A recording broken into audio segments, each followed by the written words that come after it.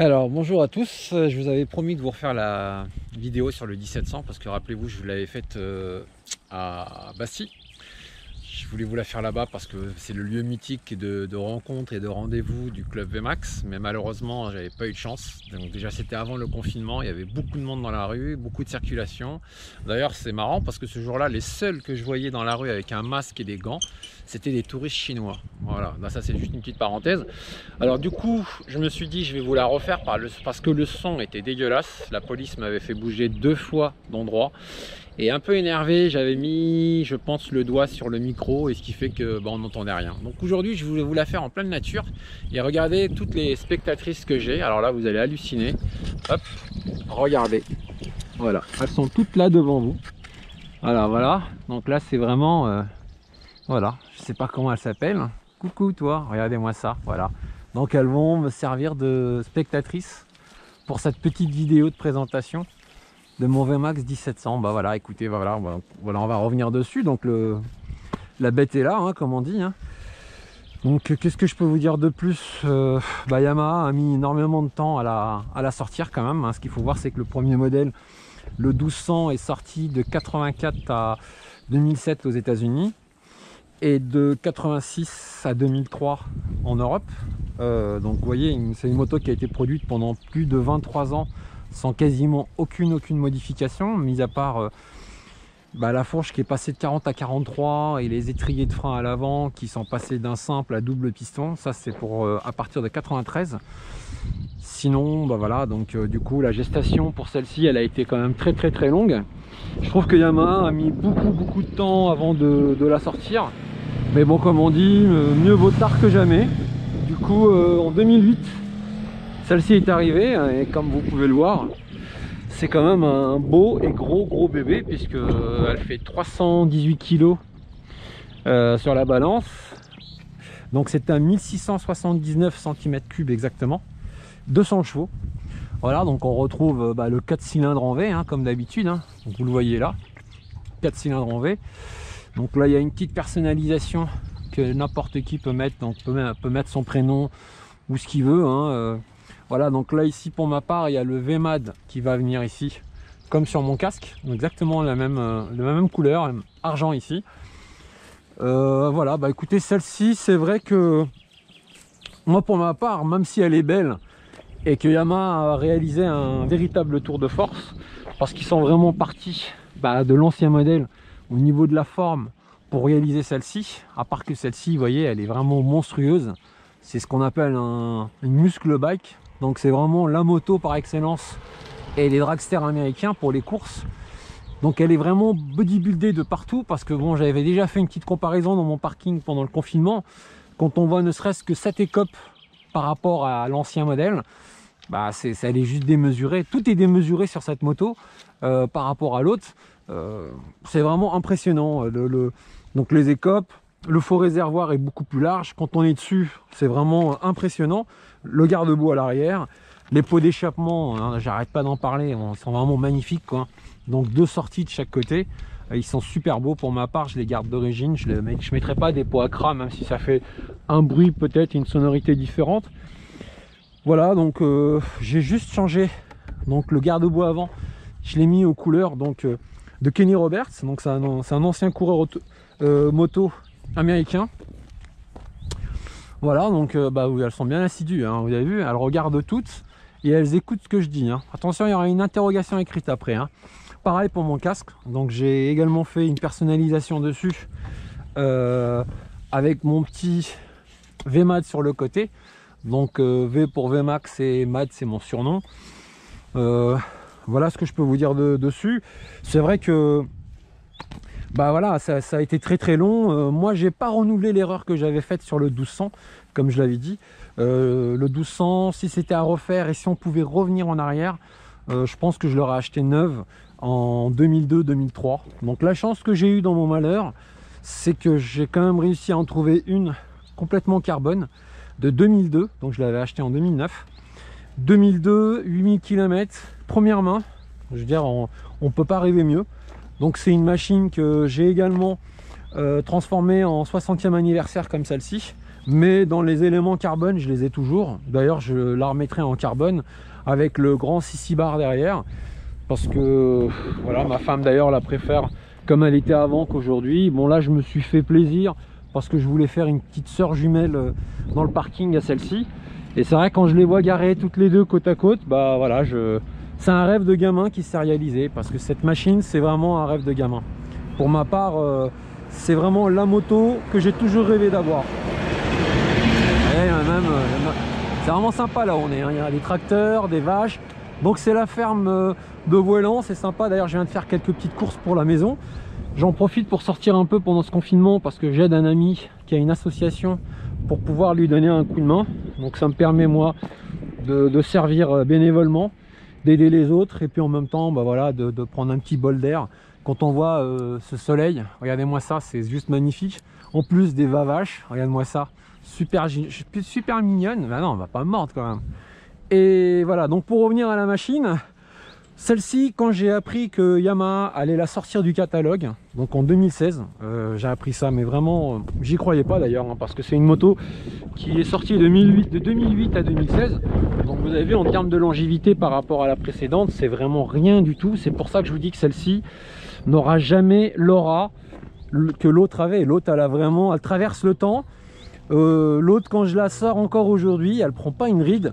Alors celle-ci, elle est plus moderne. Je sais pas ce qu'elle va donner d'ici quelques années. Je pense que pour ma génération, j'ai 50 ans aujourd'hui, celle qui nous a marqué tous, c'est la 1200. Il n'y a pas photo, hein.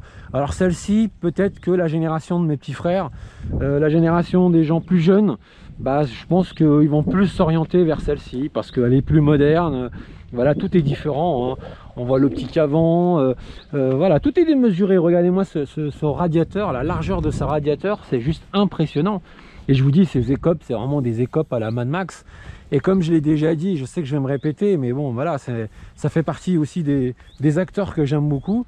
Si Arnold Schwarzenegger devait se réincarner en une moto, bah, je vous promets, c'est celle-ci. Vous l'avez vraiment devant vous, parce que vous avez vu des muscles saillants comme ça, c'est juste incroyable. Tout est démesuré, les caches latéraux, les écopes, le faux réservoir. Je vais monter dessus, vous allez voir.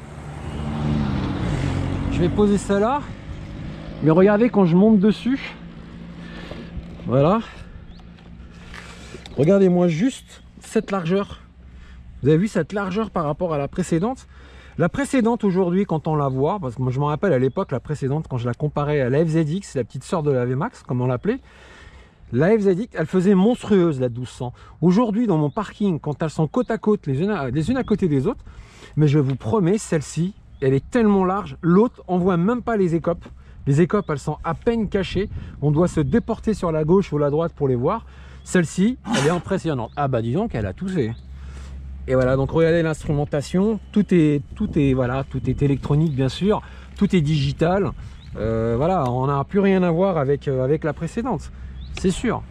Mais ça reste une sacrée machine quand même, parce que je peux vous dire qu'en termes de sensation, quand vous l'avez entre les mains, c'est juste impressionnant. Parce que 200 chevaux, ça arrache le bitume et ça grimpe aux arbres.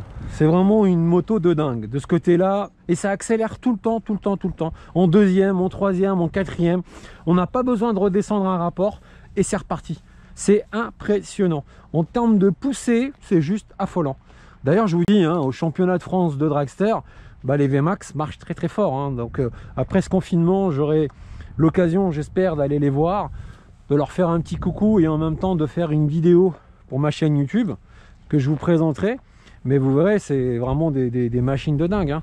Voilà, donc après pour le club VMAX, comme je vous l'avais dit, bah, il se retrouve toujours à Bastille tous les premiers vendredis du mois devant l'Opéra Garnier.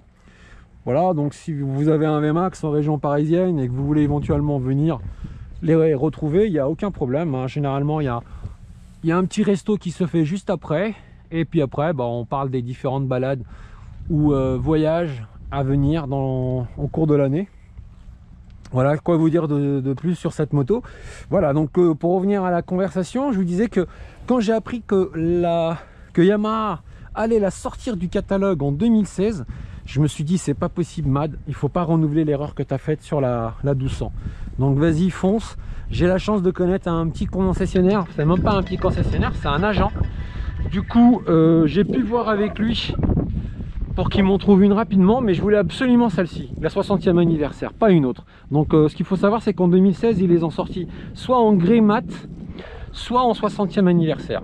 Et les 60e anniversaire, l'agent en question a pu me trouver les 3 dernières qui restaient en France. Donc j'ai pu en prendre une pour moi, une pour un ami et une pour mon petit frère. L'ami en question, il a à peine fait son rodage avec, et puis derrière finalement il l'a remise en vente et il s'est fait une culbute de plus de 5000 euros, pardon. Forcément, parce qu'il n'y en a plus. Aujourd'hui, celui qui veut une 60e anniversaire comme celle-ci, bah, il est obligé de la prendre sur le marché de l'occasion. Parce que Yamaha donc, a décidé de la sortir pour des normes encore, pollution, etc.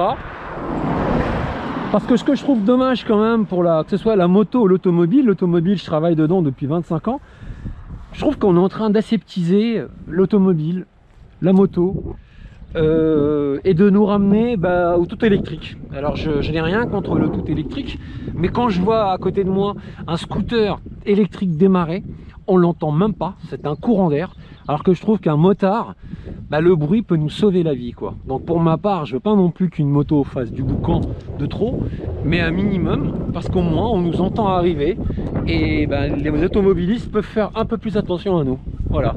Donc voilà, donc quand j'ai appris qu'ils allaient la sortir du catalogue, ce qui est fait, c'est officiel. Et il y a une deuxième chose aussi pourquoi j'ai sauté sur l'occasion, c'est qu'on était l'un des derniers pays d'Europe à être bridé encore à 105 chevaux.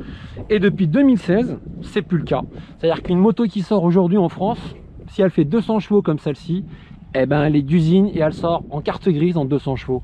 Et ça, par contre, j'ai sauté sur l'occasion. Alors, malgré ça, je sais pas, mais je suis persuadé que Yamaha finira un jour par sortir une 3e génération. Même si celle-ci n'a pas marché comme la précédente, parce que c'est normal en même temps. Hein. Prix catalogue neuf, elle fait quand même 20 900 euros. Celle-ci fait 21 900. Donc c'est pas donné non plus à tout le monde. Voilà, par rapport à la précédente, elles n'étaient pas vendues autant. Hein. Donc c'est sûr que c'est un sacré budget et c'est pas toujours évident d'avoir ce budget là pour tout le monde. Et même sur le marché de l'occasion, ça reste une machine qui est quand même assez chère. Mais bon, on commence à en voir quand même. Hein. Il y en a pas mal qui commencent à vouloir les vendre parce que, et je sais pas, peut-être qu'ils reviennent même parfois au 1200. Moi je trouve que le 1200 a quelque chose de, je sais pas, c'est une machine tellement aboutie, tellement réussie. Au niveau de la gueule, le 1200, il est vraiment magnifique. Et puis il y a ce côté chrome custom qu'il n'y a pas forcément sur celle-ci. Celle-ci, voilà, elle est plus moderne. En plus, pour la mienne, elle est en full black. Donc mis à part le petit rappel de couleur en jaune, elle est tout en noir. Il y a rien de... Voilà, sinon c'est une machine de dingue. C'est une machine impressionnante. Hein. De ce côté-là, j'ai rien à dire. Hein. Et voilà, d'ailleurs, des machines comme ça, je pense qu'il n'y en aura plus beaucoup. Quand la dernière Rocket 3 est sortie, j'étais un peu étonné parce que je me suis dit que des gros moulins comme ça, on ne devrait plus en voir avec justement toutes ces normes anti-pollution. Je sais pas, j'étais vraiment étonné de voir que Triumph a sorti un moulin aussi gros, et puis la cylindrée c'est une 2500 cm3 la dernière Rocket. Hein. Donc déjà celle-ci c'est un 1700, ce qui est quand même énorme. Voilà, bon écoutez, voilà, je vous ai juste promis de vous refaire une petite vidéo dessus.